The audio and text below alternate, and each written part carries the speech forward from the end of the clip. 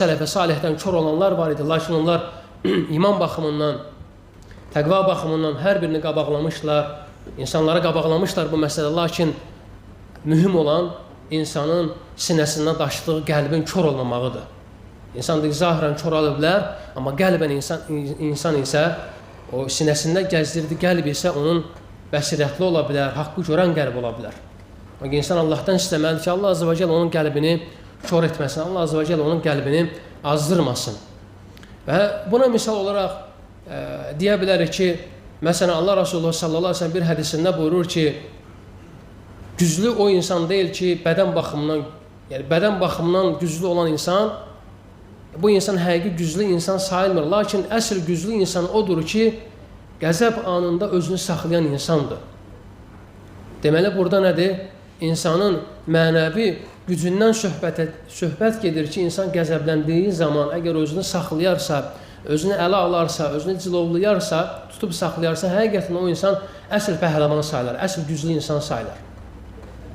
Və həmçində başqa bir hədisdə də Peyğəmbər sallallahu aleyhi ve sellem buyurur ki, zənginlik insanın malının çox olmağı deyil, insanın nəfsən zəngin olmağıdır. İnsanın nəfsinin, insanın qəlbən zəngin olmağıdır. Deməli, zənginlik özü iki cürdür. Həm maddi zənginliyi və həmçinin insanın qəlbən zənginliyi var. Lakin insanın ən üstün zənginliyi, həqiqi zənginliyi isə insanın qəlbən zəngin olmağıdır. Və bu körlük da belədir. İnsan dedi ki, insan zahirən kör ola bilər, gözü kör ola bilər, amma əsas olan odur ki, insanın qəlbi kör olmasın. İnsanın sinəsindən daşıdığı yer kör olmasın. Və xəstə qəlblərin ikincisi alimlər buyurur ki, qıfıl vurulmuş qəlblərdir. Əm alə qulubun əqqafaluha. Məgər onların qəlblərinə qıfıl mı vurulub? Məgər onların qəlblərində qıfıl mı var? O qəlblər ki, o qəlblərə artıq qıfıllanıb, o qəlblər bağlanıb və necə ki, alimlər buyurur ki, əgər o qıfıl açılmasa, qapı açılmaz və qapı açılmasa da artıq içəri heç bir şey girməyəcək. Əgər qıfıl açılarsa, o xitam, o xətm aradan qaldırılarsa, o zaman insanın artıq o qəlbindəki o qapı açılmış olar və beləliklə qəlbə də iman neməti girər.